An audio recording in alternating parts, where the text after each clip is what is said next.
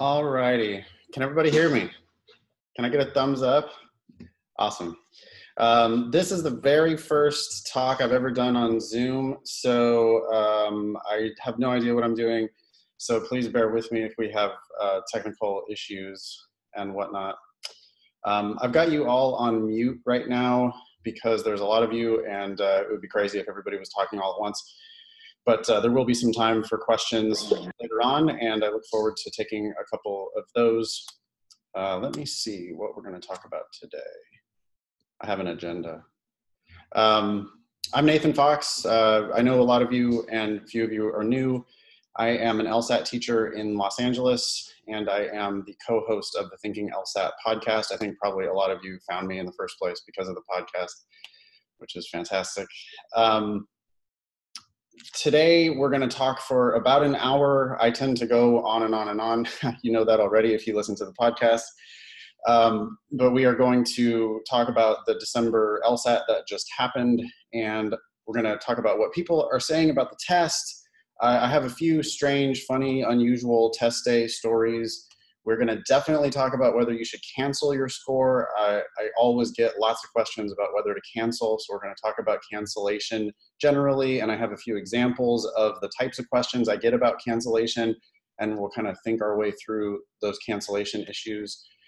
We're going to talk about whether you should retake the test, and if you are going to retake, how you should plan your study for a retake and when you should retake the test.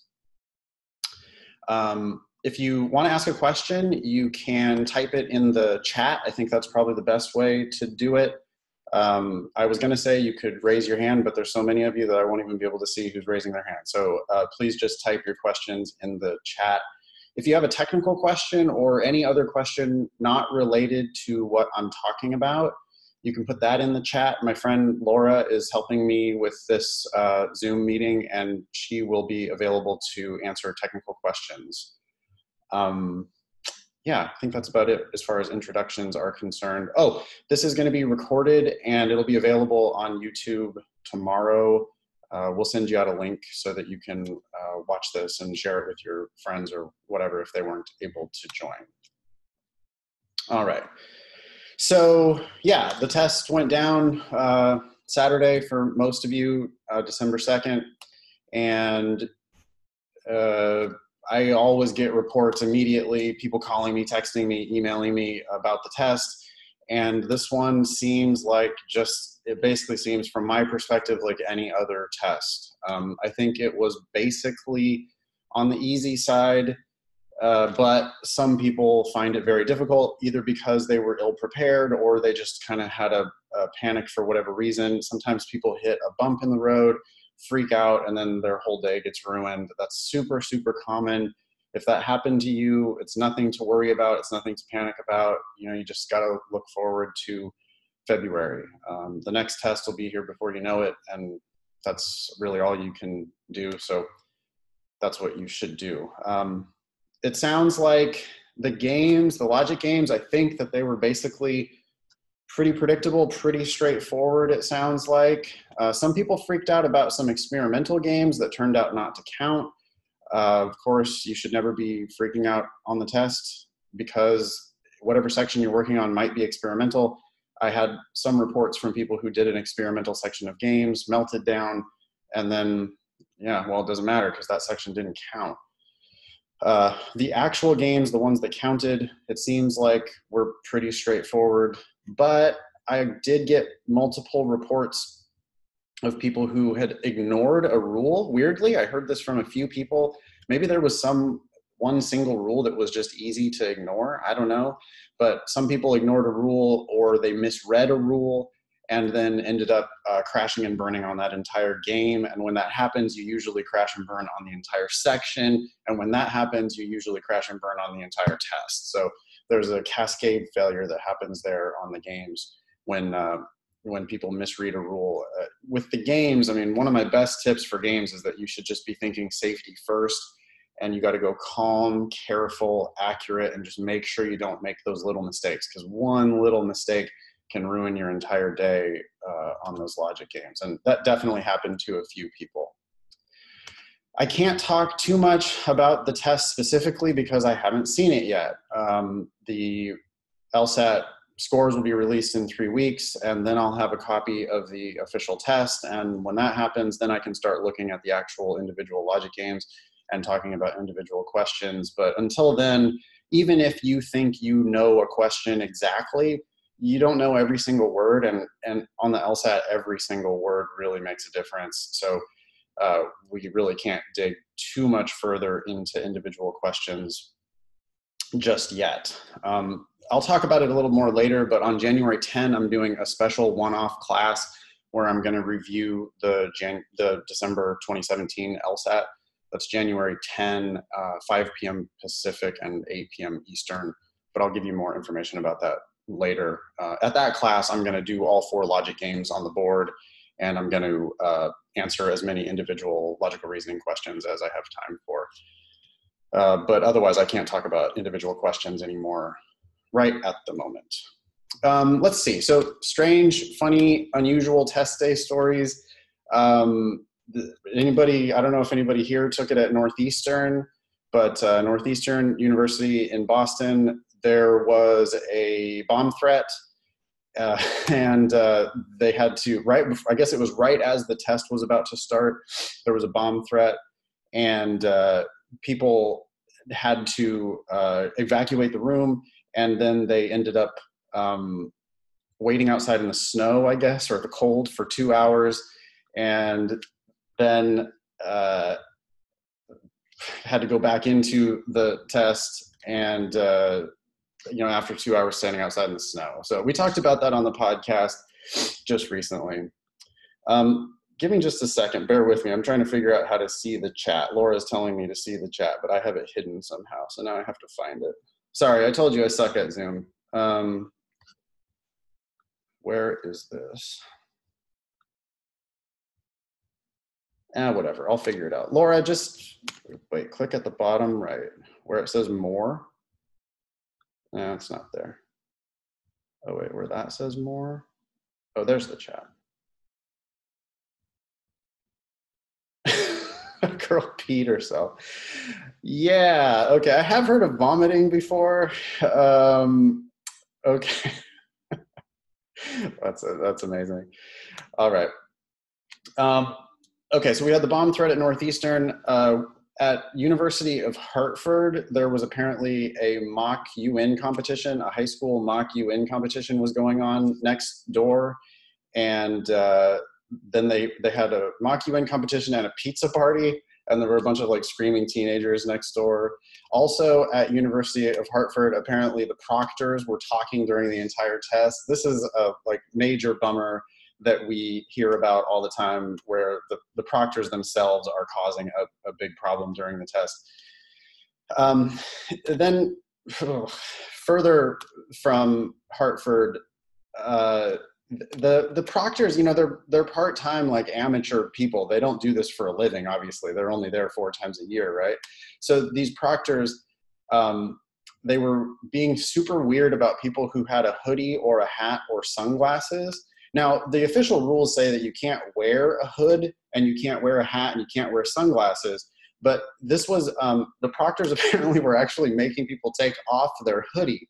And that's not really what the rule is supposed to be. The rule is supposed to be that you can't wear the hood, but you can have a hoodie on. And so these proctors apparently were like not allowing people to even wear their hoodie.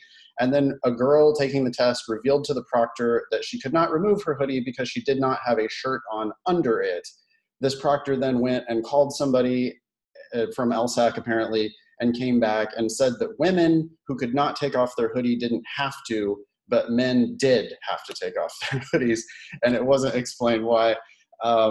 This is bizarre, and obviously that can't be the actual rule, but like I said, these proctors are, poor people. A lot of times it's just some random staff person who works at the school, and they do a one Saturday kind of a gig where I'm sure they make $10 an hour or something. So I can't really expect them to know what's going on. I do wish they would shut up. I don't understand why the proctors don't understand that people are taking a test. The fact that they're talking during the test just kills me. So that's always strange. So those are some of the test stories I heard. We also talked about these test stories on the podcast. So episode 117, which we just recorded, and that'll come out next week.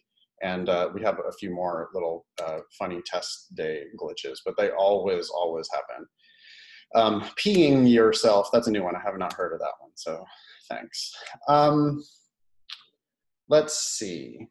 Okay, so this gets us to the issue of whether you should cancel your score, and I basically know you should not cancel your score. I've been saying this for years, explaining it over and over to people that they pretty much should not cancel their score. But I want to talk through a few of the emails that I got to think about whether these individuals should cancel. I kind of think the answer is probably not for most of them. But anyway, so I got this email that says, I just today took the December LSAT and was distressed by the experience. The room I was assigned to ran out of test books, so a dozen other test takers and I were rushed into a nearby room. The room was overcrowded. The hallway outside was very noisy. It also seemed to be serving as a storage area of some kind because administrators kept walking in and out throughout the test. Worst of all, the proctor seemed to be way in over his head. He spent most of the time struggling to read the instructions, didn't do much to police the room, and failed to notice that several students continued writing on their bubble sheet after he had called time. This student asks the question, should I report these irregularities to LSAC? My default on that is absolutely not. I don't understand the point of getting LSAC involved in something like this. You're not going to get really much satisfaction.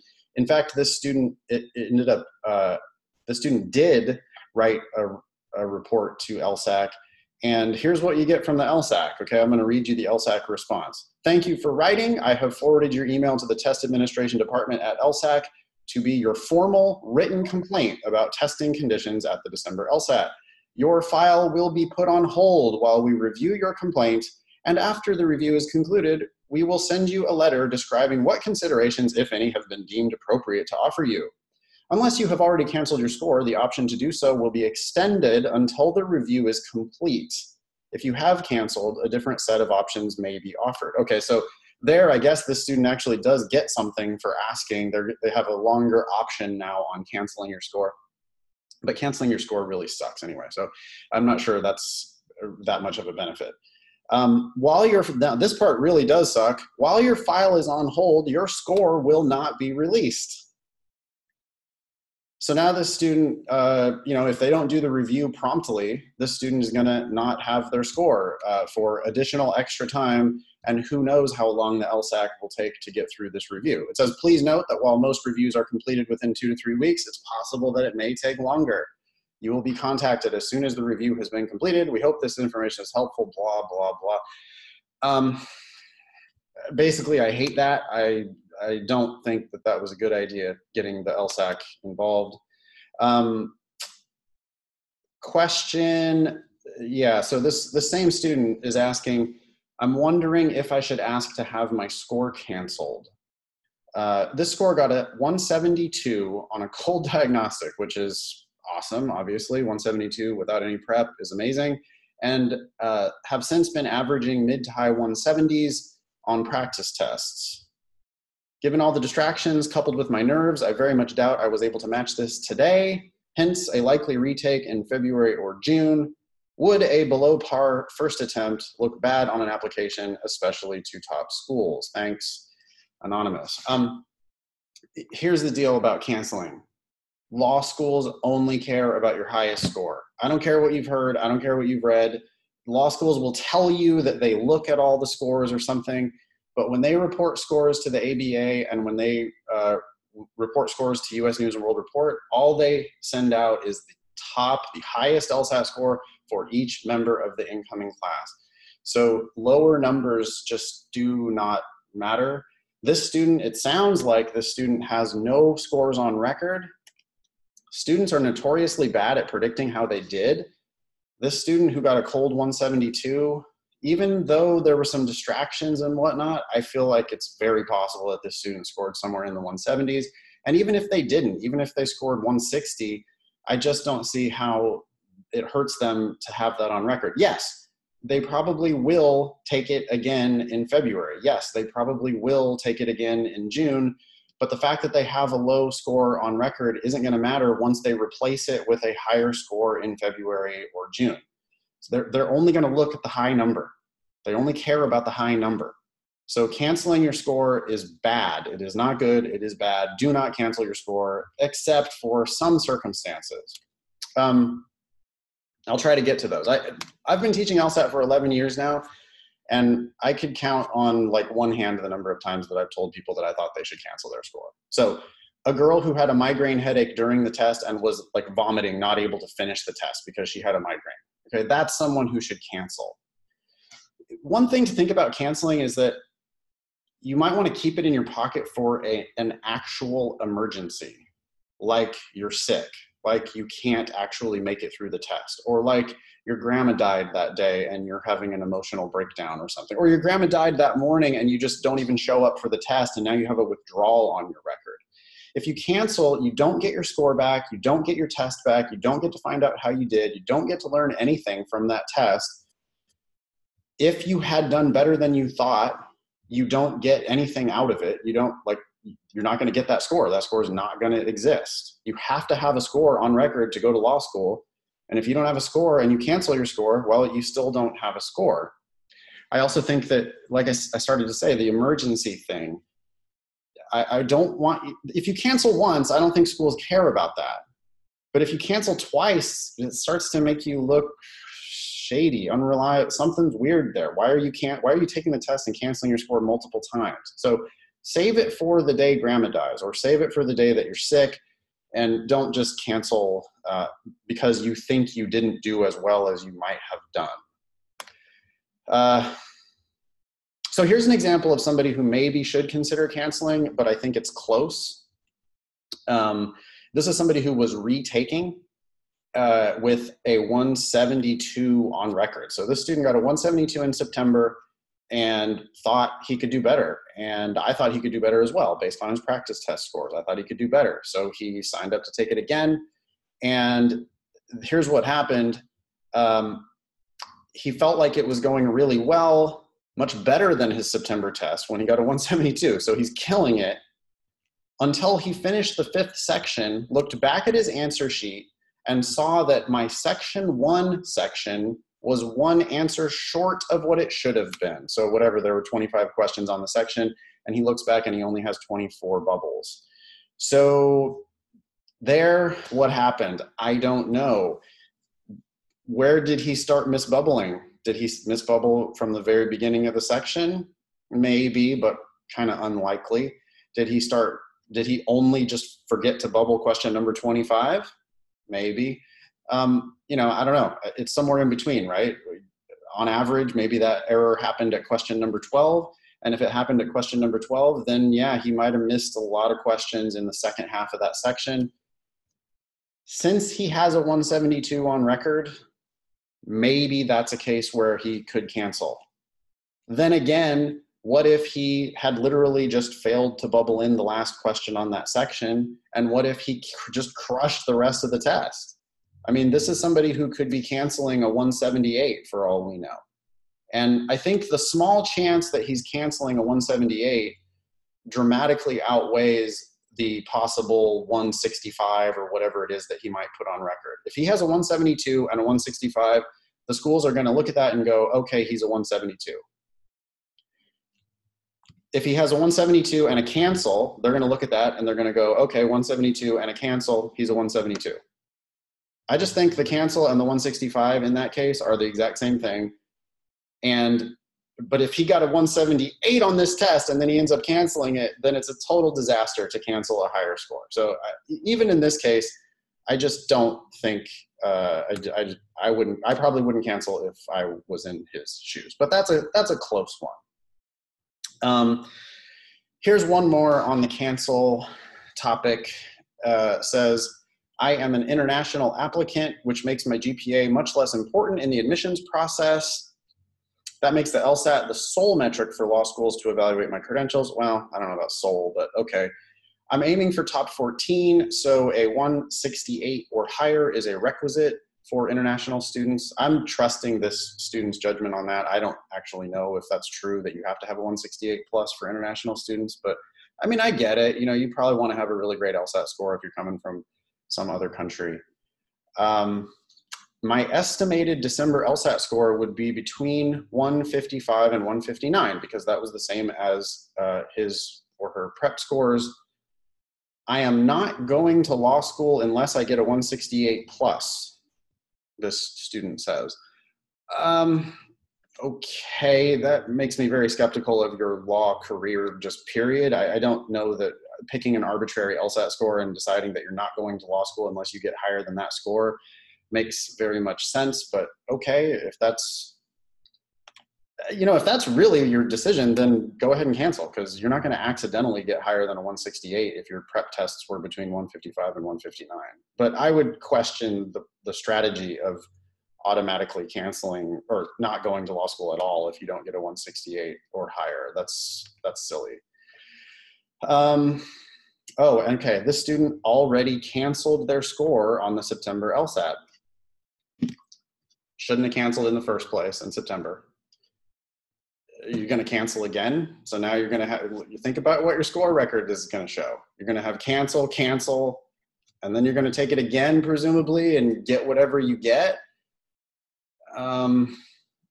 It's not like, you know, canceling your score, like they know you did shitty that day.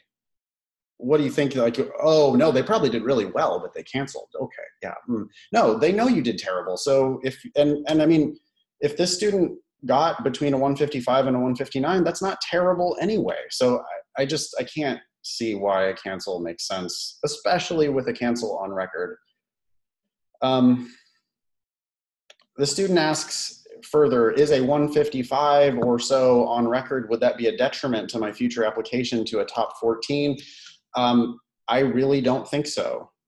I think that the problem is going to be, you need to get a higher score to replace it. I think the lower score doesn't matter. I think the higher score is what matters.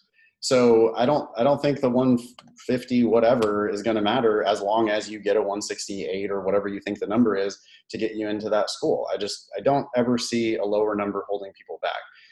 You know, here I always say this on the podcast, so forgive me if I repeat myself, but I've sent people to Harvard Law School who took the LSAT 3 times and got their highest score on their 3rd attempt.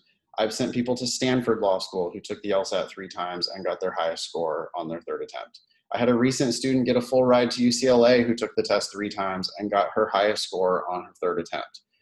So if all of those deals, Harvard, Stanford, and a full ride to UCLA, if those sound good for you, then taking the test multiple times, having multiple scores on record is really no big deal at all. And having lower numbers in your 1st or 2nd attempt, so what? Law schools are really only going to look at the high one. At least that's in my experience teaching LSAT for a million years. Okay. So yeah, Laura is curating your questions for me because I don't know how to run Zoom efficiently, and there's 80 of you here. So I'll address those at the end. Laura's making notes for me, and I'll address all of your questions at the end. Okay, so next item on the agenda is, should you plan on retaking?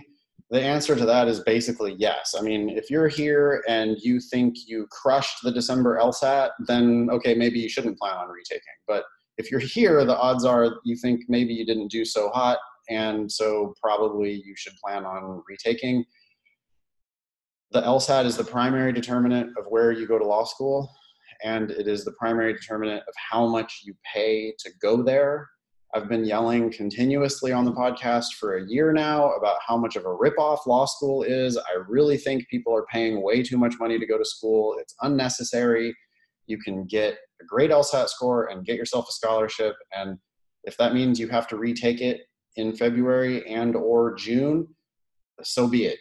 You might be able to save yourself $50, $75, $100,000 or more by getting 5 or 10 more LSAT points. things. So, you know, if you have any doubt, I think you should probably be eyeing a retake. The next opportunity to take the test for regular test takers is Saturday, February 10th. Of course, accommodated students sometimes take it on a different day. Saturday, Sabbath, people take it on a different day. But February 10th is the next day. You should block that out on your calendar and just start shooting for it. You don't need to register for it now, but you should start shooting for that test date. You should also put June 11th. That's a Monday. You should put Monday, June 11th on your calendar. And then the next opportunity after that is September 8th. I think people unnecessarily and unproductively shoot for one single test date. I think people should instead be thinking about giving themselves multiple bites at it, because law schools only care about your highest score, and because there's so much randomness in your scores on any given day. You should plan on multiple attempts if necessary. So if you're here now and you don't yet have your very best LSAT score, it's February 10th, June 11th, and September 8th. And I would literally block all those out on your calendar as potential LSAT days. I would not wait until June. I have seen so many students. I mean, some of you that are here have been studying for the LSAT for 3 years. Hi, nice to see you guys. But part of the reason why people take 3 years is because they just push off the test for so long. And I think you probably, the ones who are here who have done that, you know that you don't actually make productive use of that time. If you put the June date on your calendar right now, I doubt you're going to really get all that much out of the next 6 months of studying. So instead, I would be shooting for the February date. Gives you a little bit extra motivation. Again, you don't have to register for it now, but you could start gearing up for a February attempt. And then if you're not ready in February and you don't end up taking it in February, well, that's fine. You're that much better prepared for the June date. So that's that. Trying to think what else I want to say about that. We talk about how to prep all the time on the show. If you've worked with me at all, I mean, you know the drill for LSAT prep. I think it's a little bit every single day. I really want you doing a 35-minute timed section, or 53 if you're getting time and a half. But if you're a regular test taker, 35-minute timed section of a real LSAT test, and then thoroughly review your mistakes until you actually understand them. Not just look at the answer key. Oh, the answer key says it's C. Look back at the question and go, oh, C. Yeah, okay, it's C. That's not. You don't really understand. You're convincing yourself that you understand. I want. Why did you miss this question? Why did you pick this wrong answer? What's wrong about this wrong answer? Why didn't you pick the right answer? What is it that's right about this right answer? And how do you avoid that mistake next time?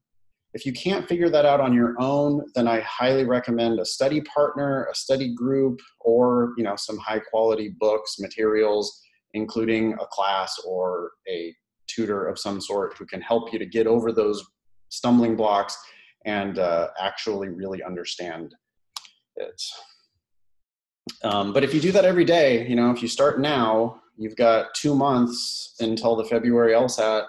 And in 2 months, if you did one section every single day, 2 months, you would get through 15 full tests. And most people sit for the LSAT without doing that many tests. So if you started now and you really buckled down and you did a little bit every day, you would be vastly more prepared by the time that February test rolls around than you are now. Don't save it all for the weekend. Don't not do anything for 5 days in a row and then think you're going to make it all up in one marathon study session. Instead, do a little bit every single day. It's basically 1 hour every day. And then if you have time and energy to do more, you can do more. But there's, that's the best way to do it. The best way to learn. It's the most civilized process to just do a tiny little bit, chipping away every day at it. All right. let me get into some questions and then I'll circle back and do some closing remarks. Okay, Megan says, how do I improve on speed? I'm not able to answer enough questions in the sections, and then do law schools frown at a really low score? Well, I don't think they frown at a really low score, because people get shitty scores all the time, replace it with a higher score, and get into law school, get scholarships and everything else. So I don't think it's like frowning at a low score. It's more like you need a higher score in order to get in and in order to get those scholarships. So yes, you're gonna have to get a certain number in order to get in. By the way, if you have any doubt about what number it takes, the magic search term is ABA 509. Okay, you pick a law school, University of San Francisco, and you put University of San Francisco ABA 509 into Google, and it shows you exactly who's applying. It shows you their LSAT ranges, it shows you their GPA ranges, and it shows you all the scholarship money that those students are getting. So there's no doubt about what type of people are getting into any school and how much money they're paying to go to those schools. So be realistic. Take your GPA and look at the LSAT ranges and figure out what you need in order to not just get in, but in order to get a scholarship. As far as how to improve on speed, I do not think your problem is speed. I think your problem is accuracy. I really don't care how many questions you attempt in the section. I care about the ones you've missed. When you miss a question, it's the world's worst waste of time. You know, you spent some of your precious time on this question, but you got it wrong. Essentially, you didn't do the job. You didn't do your work. You didn't figure it out. If you would have spent maybe a moment longer, you would have figured it out and you would have gotten it right. And so I preach continuously, I preach high accuracy. On the logical reasoning and the reading comprehension, you must start getting 5 out of the first 5 and 9 or 10 out of the first 10. If you can't eventually get 5 out of 5 and 9 or 10 out of 10, you're just not going to be successful on the LSAT. So most people who are complaining or, you know, they're asking me about speed, I look at their test and I go, well, hold on a second. You only got 6 out of the first 10 right. The easy questions are at the beginning of each section. So if you're missing the easy ones at the beginning of each section, you're just digging yourself a hole. I mean, you're making the test really hard for yourself. So what I encourage people to do is double down on accuracy, slow down, focus on really figuring them out. When you figure them out, this magic thing happens where you realize that the test is actually easy. You realize that, oh my God, it actually makes sense. And when it makes sense, then you will be able to go faster. So that's really what I want you to do. Slow down, focus on accuracy, figure them out. You'll start predicting the answers before you even read the answer choices. And that's how you really go fast. You understand the test so deeply that you read the question and you go, oh, I know the answer to this. It's going to be blah, blah, blah. Then you go into the answer choices and sure enough, there it is. And it jumps right out at you. And I mean, that's the way to go fast if you're going to go fast.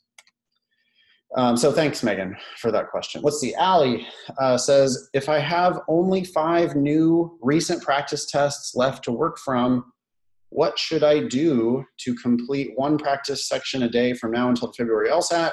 How far should I reach back and have them still be useful? My online class goes all the way back to prep test 40, and I'm pretty confident that those tests in the 40s and 50s are fully predictive of what you're likely to see today. You know, the LSAT is made by a bunch of lawyers, and lawyers just don't do anything quickly. So the test has changed extremely slowly over time. I would never start my prep with like prep test 1. I mean, I don't think you need to go back as far as you can go. But if you ran out of tests in the 40s, 50s, 60s, 70s, and 80s, I don't know, I guess you could go back to the 30s and the 20s. You could also consider redoing tests that are a little bit more modern. It's pretty rare that students get 180 after 180 after 180 on a test they've seen before. So if you've seen it before and you're still missing questions, then I think that test still has stuff to teach you. So generally, I like to have students just focus on more recent tests. I mean, the more recent, the better. But if you've run through all of the most recent ones, I mean, go back as far as you like, I guess. One thing to remember when you go back is that the oldest tests tend to have really hard logic games. So if you go back to like the early 2000s or the late 1990s or before that, you will find some kind of scary, weird, complex logic games. That's fine. I mean, it helps you to do those, but you will, I just don't want you to lose your mojo because you encountered some really difficult logic games. Just don't freak yourself out. Remember that those ones tend to be tougher, and but by all means, knock yourself out. Go do all of them. Lily says, would I have enough time to go through your online class between now and the February test, or would you recommend waiting until June? Yeah, I think if you started right away with my online class and did a section a day, maybe you might need to do a little more than one section a day to make it through all the content in my online class. But you also don't have to do all the content in my online class to get $1,000 worth of value out of it. A lot of students will purchase my online class and only do the logic games because everybody sucks at the games and they need more practice on the games. So if you bought the class and you only did the games, or if you bought the class and you only did the first 15 tests instead of doing all 26 or 7 tests, I'm very confident that you would still get tons of value out of it. So yes, I do think there's time between now and February to do my online class. Kenny says, if the cancellation of scores shows up on record to law schools, does the withdrawal prior to even taking the LSAT show up as well? No, it does not. That's a great question, Kenny. People confuse withdrawals and cancellations all the time. Withdrawal, you can do that online up to the night before the test. And if you withdraw online and don't ever show up for the, don't sit for the test, but you do withdraw, it's as if you were never registered. Now you're out the $180, you don't get that back, but it doesn't show up on the record that you even withdrew. So you could sign up for every class and withdraw every time. You could do that for 4 years straight and it will never show up on your record at all. That would be unnecessarily donating money to the LSAC if you did that, but it doesn't muddy up your record if you withdraw. If you cancel, it shows up as cancel. If you no-show, it shows up as a no-show. And one cancellation, one no-show isn't going to hurt you, but a whole bunch of those on the record is going to make you start to look like a crazy person, and that's certainly something that they're concerned about when they're deciding whether they want to admit you to law school. I've long thought that that's one of the primary purposes of the letters of recommendation, by the way, is to sort of make sure that you're not a crazy person. Because I know a lot of you, and some of you are crazy. And I mean, I've had students over the years be like, is it okay to have my brother write me a letter of recommendation? And I'm just like, really? It's just such a serious lapse of judgment that you would even ask that question. No, it is not okay to have your brother write you a letter. And so I think sometimes, you know, when you've got really great credentials like LSAT and GPA, I think they're looking at those letters like, well, we know we're going to admit this person unless they're crazy. And then they read it and they go, okay, you're not crazy. Perfect. Come on in. All right. Zoe says, this is a weird one. I noticed as the proctor was collecting the tests, I had mostly erased one of my bubbles when I was fixing the answer below it. If the Scantron doesn't pick it up, would I get credit for it if I paid for the hand scoring by a person? Of course, I would only do it if I move up a point with that question. I don't know. Hand scoring is a thing. If you think that the machine misread your bubble sheet, you could pay them to go through it by hand and check. And I definitely think you could get a higher score. Of course, remember, you could also get a lower score if they go through and the hand scorer says, oh, the machine accidentally gave you a point for this one, but looks like you actually missed it. I don't know. That seems unlikely. Zoe, I don't know. It's probably not going to make too much of a difference one way or the other. It's only one question, but I'd love to hear if you do the hand scoring, or if anybody has done the hand scoring. I would love to hear if that changed your score for good or for bad. I don't get that one very often. Let's see. Yeah, Rachel's asking about if she applies to a few schools with her December score, but also registers to take the February test in the meantime, will the schools I do apply to before then hold my apps until the February scores come out? Is there a way to tell them not to? Yeah, you should call them individually and talk to them about what they're going to do in that scenario. Some schools have like a check the box thing where you can say, hey, I'm taking the test in February. Please don't evaluate my application. They may or may not honor that. I don't know. Probably they will. But in that case, I don't think there's really any advantage to applying now, because all they're going to do is just put your application in the corner and not really look at it until the new score comes in. Other schools might, I mean, when I applied to Hastings back in the day, they've explicitly said, we will not hold your application for a later LSAT score. And so if you apply and you have a future LSAT date, we might just not admit you based on your current score. So in that case, it was definitely do not apply until you have the score you want. And that's still 99% of the time, that's general advice, is that if you are planning a retake, you probably just shouldn't apply. You should probably wait until you get the best score for you. But you can call them and ask them what their policy is, and there might be some cases where you could apply early and tell them to wait, but I don't know. Let's see. Jeremy says, I took this one blind, targeting a fall 2019 entry, but open to a fall 2018 application if I score 165 or higher. Would you recommend taking the February test, focusing on fall 2019, or just focus everything on June? Generally speaking, if it were my money, if I were any of you, and if it were my money, I would not start law school until 2019. I would wait for the very beginning of the 2018-2019 admission cycle. I would get the best LSAT score I possibly could, and I would apply at the beginning of that next admission cycle. People who apply early tend to get better offers of admission. They also get better scholarship offers. They also have more time to renegotiate their scholarships. So there's reason after reason after reason to wait and hold your app until the beginning of the next cycle. If you have a great score on record, if you really did kill the December test, and if you're in a big rush to go to law school, I don't know why you would be, but if you are in a big rush to go to law school, I would love to try to talk you out of that, but you could apply in January. You'll be applying in the middle of the cycle along with everyone else, and that's fine. But certainly, if you're going to take the February LSAT, you really ought to wait and just apply early in the next cycle. When you apply late in the cycle, those law schools know that you're a sucker. I mean, they see that and they go, this person's desperate. They're applying in March. They're applying at the deadline. They don't know what they're doing. Great. We're going to charge them full tuition. And I just don't want that to be you. I want you to be one of the scholarship students. And the best way to get scholarships is to have a killer LSAT score and apply early, not late. So hopefully that helps Jeremy. Bree says, at my test center, we did not start the test until 10 a.m. Is it normal to start this late? We were sitting there for over an hour. That sucks. That happened to me at USF when I took it in 2007.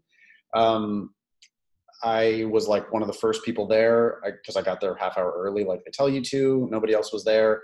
And I went right away and sat in the big lecture hall. And there were probably 60 people in that room. And it took them forever to go through the full registration with everybody. And yeah, I sat there for it seemed like forever, because you don't have any reading material, no phone, no little apps, no iTunes, no what. Although the dude next to me was listening to his iPod when I was sitting there waiting for the test to start, which amused me, clearly violating the test center regulations, but whatever, it doesn't bother me. But yeah, it can definitely take an hour or more for the test to start. So that is not uncommon at all. My strategy for that, my advice for that is usually to bring something disposable to read, like a newspaper or magazine or something, and show up and get to the door of where it's sort of like get to the gate where your plane is going to take off, but don't get on the plane, because why do you want to sit in the tube any longer than necessary?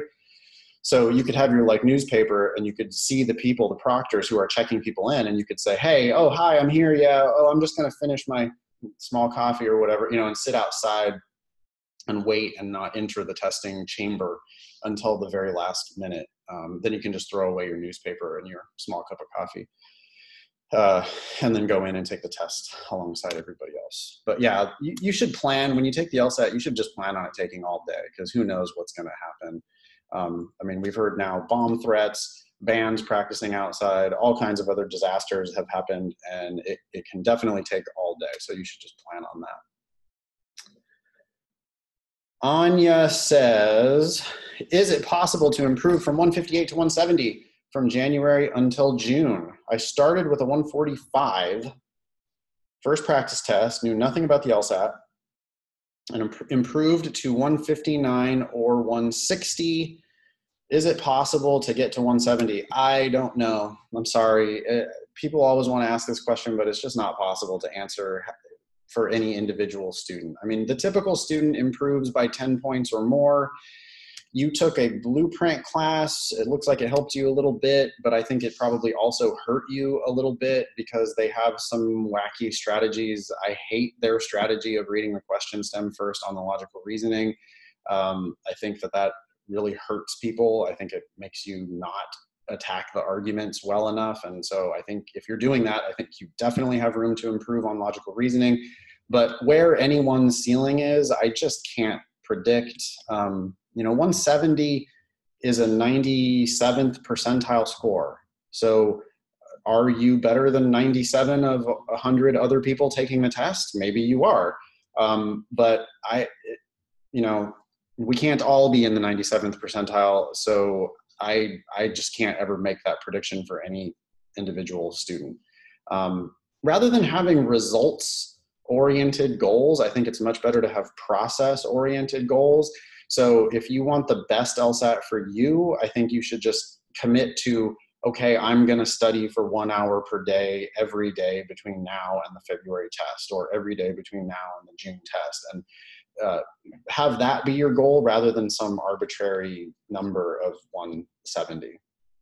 I've known people who have improved by, the typical student will improve by 10 points or more, but 15 points, 20 points happens all the time. Like every single class I teach, somebody improves by 20 points. Rarely we get, 25 or 30 points starts to get into a little more rare territory. And if you started at a 145, then yeah, getting to a 170 is going to make you a rare student. Sometimes that takes years. I have seen students do it over the course of years. So it kind of depends how much you want it, how much time and effort you're willing to put into it. Let's see.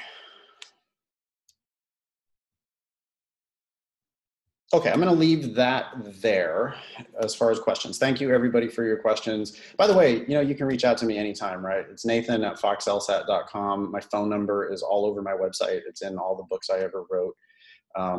I really do respond to students' questions, so please reach out to me anytime, and I'll do everything I can to help. I want to kind of wrap up here so that we don't go over on time.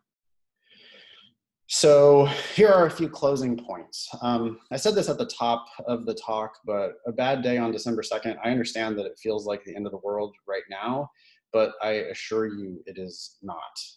Law school will always be there, and they are more than happy to take your money. And if they wanted to take your money this year, they will definitely take it again next year. And law school is just not something you should rush into. I've been teaching LSAT for 11 years.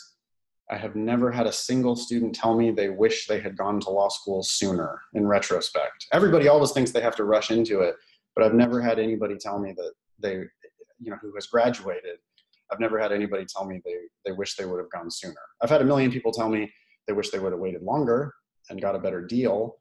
And I've had a million people tell me they wish they wouldn't have gone at all, but I have never had anybody tell me they wish they would have gone sooner. So, hey, you had a tough day on December 2nd. Shake it off and get back on the practice horse right away if you can. Start doing a little bit every day.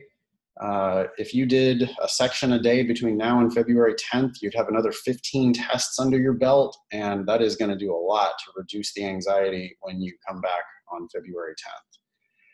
Law school, yeah, it's always going to be there, and it's unbelievably expensive. So it's really important that you apply with your best score, and basically don't give up. I don't give a lot of pep talks, but please don't give up. It really does matter. It's important. Okay, I want to wrap up with some ways you can work with me. I've got, there's 4 things here that I want to talk about. So I hate doing this part. The sales part is like my least favorite part of my job. But here's the things you can do if you want to work with me. Private tutoring, I charge $300 an hour. It's the fastest way to prep. It's the most convenient way to prep. And you can book me online. My calendar is open, and you can just put yourself right on my calendar at foxlsat.youcanbook.me. The most common thing with private tutoring is that people will meet with me once a week. I give them homework. They come back and we talk about their homework, talk about the ones that they missed, and I teach them only the things they need to know about the LSAT in order to move their score forward as quickly as possible. So that's private tutoring. I also teach live classes, group classes. I have a class in San Francisco that starts on December 30th, and I have a class in Los Angeles that starts on January 6th. Both of those classes, it's 3 weekends each. I go back and forth between San Francisco and LA, and both of those classes are going to wrap up right before the February test. So you can register for those classes via my website. My online class is also an option. It's the same materials, same books, big stack of tests. It's video of me in a live class, so it's me interacting with my class, but it's all just on demand. So that's via my website as well, foxlsat.com. It allows you to start right away. You can visit foxlsat.com/free if you want to look at the free version of the class. You'll either love it or hate it in 5 minutes. If you love it, I really think you'll love the full program. If you hate it, you hate it. But the free class, if you haven't already done the free class, you should, because there's 5 hours worth of instruction there. And I just don't know why you wouldn't make the most of that free resource. Let's see. Oh, the last thing. So on January 10th, it's going to, shortly after the December 2017 tests come out, scores come out, I'll have a copy of the test in my hand, and I am doing a special class. It's going to be a 1 evening class from 5 to 8 p.m. Pacific, 8 to 11 p.m. Eastern, and we're going to review the December 2017 LSAT. So it's the exact same format as all my classes, but you guys who took the test, you'll have your test in your hand. If you didn't take the test, but you register for the class, I'll send you a copy of the test so that you'll have the test, you'll be able to do it in advance, and then we'll get together and talk about that test. I'll set up my camera in front of the whiteboard. I will pencil out solutions for all 4 of the logic games. I'll answer all the questions in the logic games. I'll also send the class a survey so that you can tell me which logical reasoning and reading comprehension questions you want to review. That's the way I do it in my live classes, and so there's no reason not to do it that way in the online class. Odds are you're going to have missed most of the questions that everybody else missed, so we will certainly cover the 5 or 10, probably 5 in each section that people missed the most, but I'll do as many as I have time to do. And in 3 hours, we can get through quite a lot. So yeah, hopefully you'll register for that. I don't want to give you more sales pitch. You're going to get emails though that'll have information about the class and some sort of a discount for the class, but I don't remember all the details on that. Let's see. I think that's about it. This talk has been recorded and it'll be available for about a week. You'll get an email tomorrow morning that tells you where you can watch the video of this. If you want to share it with your friends, that would be awesome. I would appreciate that. And yeah, I guess that's it. Wow, I'm not used to being under on time. I'm almost always over, but we can wrap up a few minutes early. Again, Nathan at foxlsat.com, and I hope you'll reach out. Thanks for coming.